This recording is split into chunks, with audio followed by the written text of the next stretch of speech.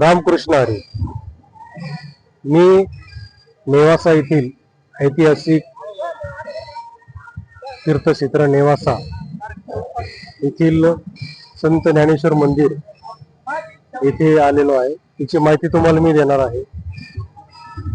या ठिकाणी संत ज्ञानेश्वर माऊलींनी ज्ञानेश्वरी सांगितली. या ठिकाणी श्री ग्रंथराज ज्ञानेश्वरीचे जन्मस्थान आहे. या ठिकाणी मंदिर आहे. सच्चिदानंद महाराज यांची ज्यावेळेस अंत्ययात्रा चालली होती त्यावेळेसच संत ज्ञानेश्वर माऊली व त्यांची भावंडे यांचं नेवाशामध्ये आगमन झालं व आपल्या गावामध्ये एक माऊली आले म्हणून सच्चिदानंद महाराजांच्या पत्नींनी त्या माऊलींचे दर्शन घेतले. त्यावेळी त्या माऊलींनी त्या माऊलीच्या डोक्यावर हात ठेवून सांगितलं की सौभाग्यवती भाऊ. त्यावेळेस त्या माऊलीने सांगितलं की महाराज, तुम्ही मला सौभाग्यवतीचं आशीर्वाद दिला, परंतु माझ्या पतीचं निधन झालेलं आहे. तर त्यावेळेस संत ज्ञानेश्वर महाराजांनी तिथं जाऊन पाहिलं की सच्चिदानंद महाराजांचं मृत्यू झाला होता. तर त्यांच्या डोक्यावरती संत ज्ञानेश्वर महाराजांनी हात ठेवल्यावरती त्यांना जीवन प्राप्त झालं, त्यांना जीवनदान भेटलं, अशी आख्यायिका आहे या नेवासा शहराची. आणि त्यानंतर संत ज्ञानेश्वर माऊलींनी या मंदिर येथे पैस खांब येथे त्या खांबाला पाठ लावून ज्ञानेश्वरी सांगितली व ज्या सच्चिदानंद महाराजांना जीवदान दिले त्यांच्याकडून ती ज्ञानेश्वरी लिहून गेली, असा हा इतिहास आहे. त्या मंदिराचं जे पैस खांब आहे ते जगातले एकमेव असं मंदिर आहे की खांबासाठी मंदिर आहे. तुम्ही इतर ठिकाणी पाहिलं असेल मंदिराला खांबा असते, पण त्यांचं वैशिष्ट्य वेगळं आहे. या ठिकाणी मंदिर आहे. हे मंदिर आहे संत ज्ञानेश्वर महाराजांचं. इथे आषाढी कार्तिकी आहे आज व 15 दिवसांनी कामिनी एकादशी असते. तर लाखोच्या संख्येने भाविक भक्त येत असतात. त्याचं पूर्ण दर्शन तुम्हाला आम्ही दाखवतो. मंदिरच्या मागं भव्य दिव्य अशा 2 मूर्ती आहेत, सच्चिदानंद महाराजांची व संत ज्ञानेश्वर महाराजांची.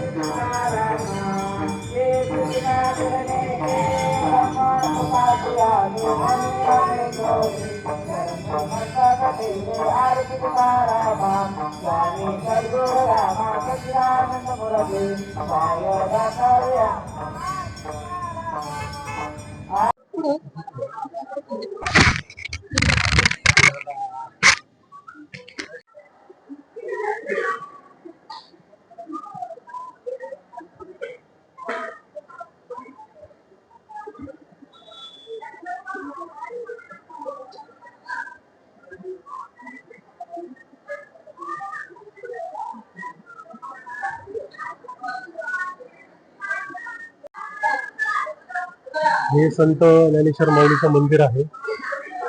हे समोर जे मंदिर आहे विठ्ठल रखुमाईचं तुम्हाला जे मूर्ती दिसली त्याच्या खालीच पैस खांब म्हणून आहे.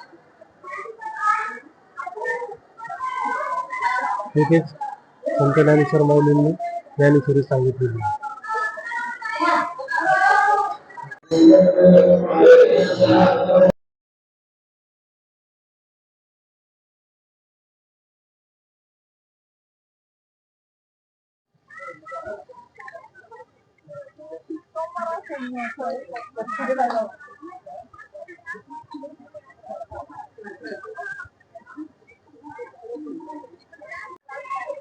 हे मंदिर आहे संत ज्ञानेश्वर माऊलींचं आणि याच्या मागेच भव्य दिव्य असं उद्यान आहे. उद्यानाकडे जाणारा रस्ता आहे.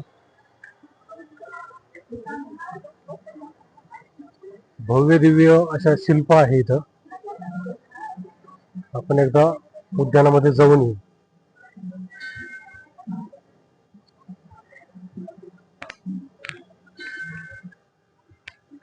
आपले डोळे दिसतील अशा भव्य दिव्य 2 मूर्त्या आहेत.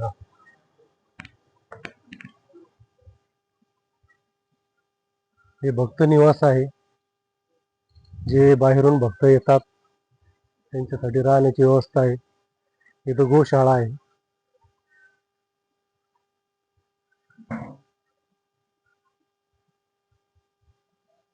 या ठिकाणी मस्तपैकी गार्डन आहे. या ठिकाणी गोशाळा आहे.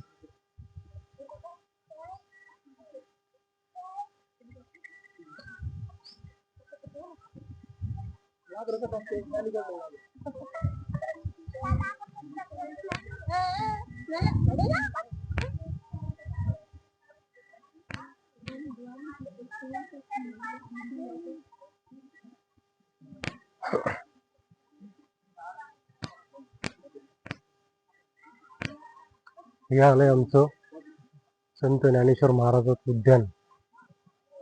भव्य दिव्य उद्यान आहे.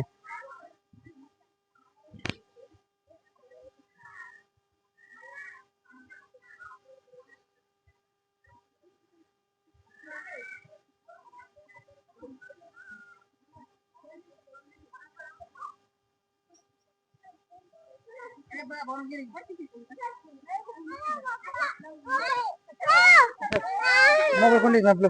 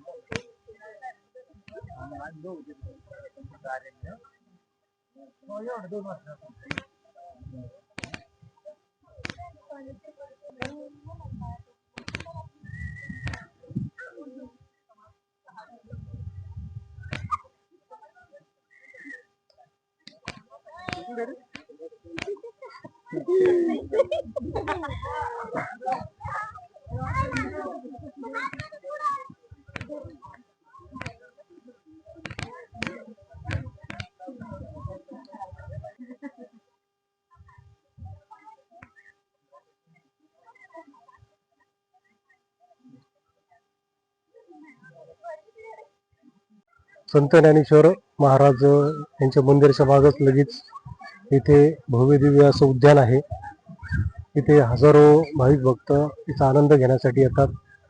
इथे भव्य अशा मूर्ती आहे सच्चिदानंद महाराजांची व संत ज्ञानेश्वर महाराजांची. पैस खांब आहे. पैस खांबाला पाठ लावून संत ज्ञानेश्वर महाराज ज्ञानेश्वरी सांगतात व सच्चिदानंद महाराज ज्ञानेश्वरी लिहितात. असा इतिहास या नेवासा शहराचा आहे. अप्रतिम डोळे दिसतील इतकं भव्य दिव्य हे निसर्ग आहे. एकदा अवश्य आपण ऐतिहासिक तीर्थक्षेत्र नेवासा इथे येऊन येथील जे संत ज्ञानेश्वर माऊलीचं रचनास्थान आहे, जिथं ज्ञानेश्वरी लिहिली गेलेली आहे, मराठी भाषेचं उगमस्थान आहे व इथं मंदिराच्या पाठीमागच असे भव्य असे शिल्प आहेत संत ज्ञानेश्वर महाराजांचे व सच्चिदानंद महाराजांची. एकदा अवश्य या मंदिराला भेट द्या. अजून देखील नेवासा शहराचा बराचसा इतिहास आम्ही आमच्या तीर्थक्षेत्र नेवासा या यूट्यूब चॅनलवरती दाखवलेला आहे. म्हणजे त्रिलोकामध्ये एक असं आमचं नेवासा शहर आहे. इथेच मोहिनीराज मंदिर आहे. विष्णू भगवंतांनी अमृत वाटप इथेच केलेली आहे, त्याचा देखील व्हिडिओ आहे. म्हाळसा देवीचे जन्मस्थान आहे, त्याचं देखील मंदिर आहे, त्याचा देखील व्हिडिओ या तीर्थक्षेत्र यूट्यूब चॅनलमध्ये आहे. व्हिडिओ शेवटपर्यंत पाहिल्याबद्दल धन्यवाद. असेच व्हिडिओ पाहण्यासाठी ज्यांनी आमच्या चॅनलला सबस्क्राईब केलं नसेल त्यांनी सबस्क्राईब करा. रामकृष्ण हरी.